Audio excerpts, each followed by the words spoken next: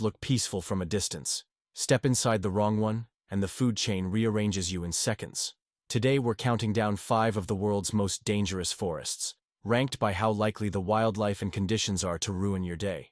We'll hit what makes each place lethal, the animals that patrol the shadows, what an unlucky stumble would feel like, and any rules that keep people out. No myths, no exaggerations, just the real risks.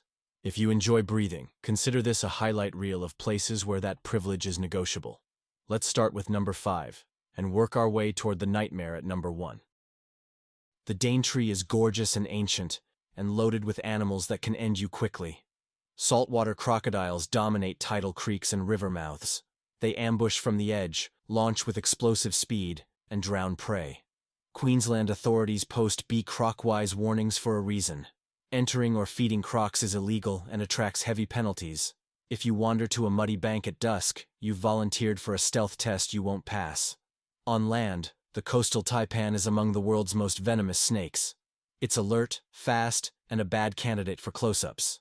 A serious bite is a medical emergency that needs anti-venom. The species occurs in Queensland's wet tropics. Treat ground cover, leaf litter, and track edges like hot wires. Look up and give the southern cassowary space. It's a massive, territorial bird with dagger-like inner claws. Attacks are rare but severe. People are injured most often when they approach birds for photos or food. Local guidance is simple. Don't feed, don't chase, and back off if it lowers its head or rumbles. The plants fight back too. The gimpy stinging tree can deliver pain that lasts for weeks or months, with reports of recurring jolts from cold showers or friction. Broad, heart-shaped leaves look harmless. They aren't. If your calf brushes a leaf, you'll learn the definition of neurotoxic nettle. In the Daintree, danger comes from every direction. Step too close to the water's edge and a crocodile could be watching. Wander through the undergrowth and you might cross paths with a taipan. Even the seemingly peaceful forest trails can hide a cassowary. And on the coast, box jellyfish drift near the shore during warmer months. This is a place where you need to stay alert every second. Now we go up north, where Siberian taiga awaits us.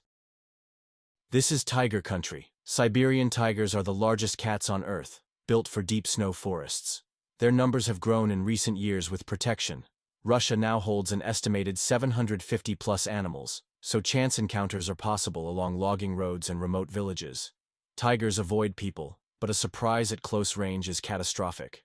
Bears are a bigger statistical nuisance. Brown bears patrol salmon rivers and berry thickets. In bad food years, they push closer to settlements and can be unpredictable. Wolves shadow ungulates across the valleys, and a bull moose can maul you faster than you can shoulder a backpack. In the taiga, everything is large and motivated. Then the tiny killers. Ticks carry tick-borne encephalitis. A bite can lead to serious neurological disease. In some taiga regions, spring and summer mean long sleeves, permethrin, and paranoid tick checks. Russia's Zapovednik system creates strict nature reserves where public access is prohibited without scientific permits. Wander in without authorization, and you're not just lost. You're trespassing in places designed to keep people out. In the Siberian taiga, danger can appear without warning. A tiger might emerge silently onto your path, leaving no time to react. Brown bears and wolves roam the same trails used by deer and boar. And in the warmer months, ticks wait in the grass, carrying diseases that can surface weeks later. It's a landscape of quiet beauty, but every shadow holds a predator. Moving on to Africa, where we will dive into the Congo rainforest. This is the stronghold of ambush specialists. The Gaboon viper rules the leaf litter, a master of camouflage with the longest fangs of any venomous snake and a huge venom yield. Step on that cryptic pattern, and the first thing you'll notice is how fast a still log moves. Above and between the trees, the forest cobra and puff adder add to the snake roster. Along big rivers and swamp forests, Nile crocodiles wait at crossings. Hippos dominate channels at night. People die most often when they surprise a bull or drift between a mother and calf. The heavyweight herbivore isn't friendly either. African forest elephants are smaller than savanna cousins, but can be intensely aggressive around people, crops, or salt licks. They move quietly, and a short charge is all it takes. Gorillas patrol the forest in family groups, and will defend their troop if threatened. A silverback's charge is a warning you don't want to test. And then the insects. Tsetse flies transmit human African trypanosomiasis, sleeping sickness. Untreated, it can be fatal. It changes the risk calculus for anyone cutting trails, snaring bushmeat, or traveling long distances through gallery forest. In the Congo rainforest, rivers and streams are home to crocodiles that can strike without warning. On land, well-camouflaged vipers hide among the leaves, and large predators move quietly through the trees. Many areas require permits to enter, but it's not the paperwork that keeps people out. It's the predators that dominate every level of the forest. If you want me to make a detailed encyclopedia-like book about American wildlife filled with information and fun facts, then make sure to let me know in the comments. South America is our next stop, where we will obviously look at the Amazon rainforest. The Amazon is biodiversity with a mean streak. In flooded forest, electric eels can deliver massive discharges, hundreds of volts in rapid bursts, that stun prey and can incapacitate a person long enough to drown. In chest-deep water, one shock is all it takes to go under. On dry land, jaguars are apex ambush predators built like compact weightlifters. They avoid people, and attacks are rare, but a close-range surprise at a river bend is not survivable without luck. The green anaconda is the Amazon's heaviest snake, a patient constrictor in oxbows and floating mats. Don't step into the right hole at the wrong time.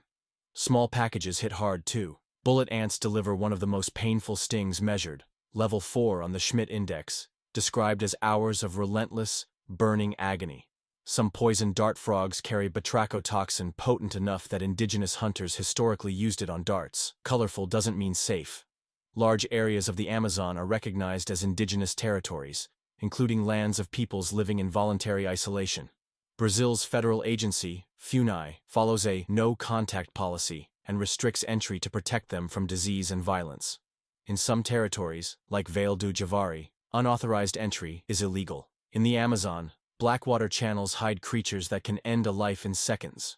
Green anacondas wait in the shallows, electric eels deliver shocks strong enough to paralyze, and caimans patrol riverbanks with patient precision. Piranhas, drawn by splashes or blood, can strip flesh with terrifying speed when conditions are right. The forest's beauty is unmatched, but every step here comes with a risk. Number 1 belongs to the Sundarbans, the only forest where a top predator routinely treats humans as prey. Bengal tigers here have a long record of fatal encounters with woodcutters, honey collectors, and fishers navigating tidal creeks. Attack rates have fallen with better practices and relocations, but this is still the most dangerous tiger landscape on Earth. The water adds another apex. Saltwater crocodiles patrol mangrove channels. Bangladesh is actively tagging them to track movements in these same waterways. A boat stuck on a falling tide can turn into a waiting room you don't want. Venomous snakes, cobras, kraits, and vipers round out the ambush risk in knee-deep mud. Twice a day the forest fills and empties, erasing tracks and funneling prey and people into narrow creeks with poor visibility. Cyclones and storm surges reshape banks overnight. Imagine losing the path while the water rises, with a tiger hunting the same high ground. That's a bad math problem. The rules reflect the stakes. On the Indian side, tourists are kept to designated zones with permits. Core tiger areas are off-limits. In Bangladesh, seasonal bans close parts of the forest after major cyclones, and commercial entry requires authorization from the forest department. The restrictions are not red tape. They are survival policy. In the Sundarbans, every step is a risk. The muddy mangrove can hide a tiger waiting for prey, and a misstep can send you into water where saltwater crocodiles patrol patiently. The forest doesn't just surround you. It actively tests your awareness, from the trail beneath your feet to the channels that wind through the trees. Survival here depends on vigilance at every moment. What do you think about this list? If you would make any changes, then tell me in the comments. I would love to hear about it. Also, if you enjoyed the video, then it would be very kind of you if you subscribe. Thanks for watching.